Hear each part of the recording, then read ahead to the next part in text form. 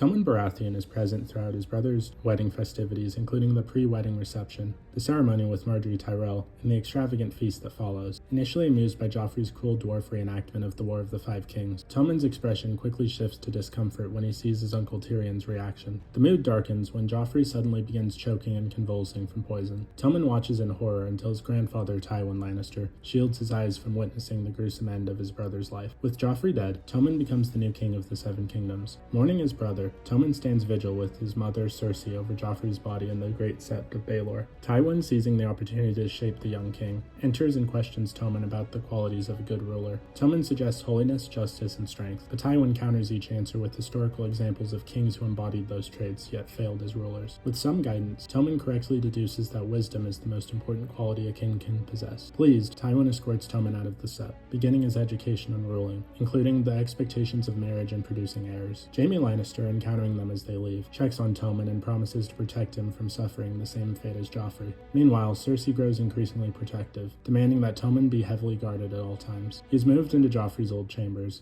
but the presence of his late brother's hunting trophies unsettles him, making it difficult to sleep. One night, Margaery Tyrell secretly visits Tommen in his chambers, an unusual act for a noble woman before marriage. Tommen is initially nervous, but relaxes when his cat, Sir Pounce, jumps onto his bed, and Margaery playfully interacts with him. As they talk, Tommen confides in her about Joffrey's cruelty, including threats against his beloved pet. The two form a bond, with Tommen expressing his desire for Margaery to visit him again. Before leaving, she kisses him on the forehead, further cementing her influence over the young king. Tommen is officially crowned in a grand ceremony in the throne room, where he takes his place on the Iron Throne with ease, prompting Margaery to observe that he looks as if he was born for it. Cersei and Tywin, moving swiftly to consolidate power, set Tommen's wedding to Margaery to take place immediately after the mourning period for Joffrey ends. Following Tywin's guidance, Tommen rescues himself from presiding over Tyrion's trial for Joffrey's murder, leaving the responsibility to his grandfather. With his reign just beginning, Tommen stands as a stark contrast to his predecessor, gentler, more impressionable, and easily guided by those around him.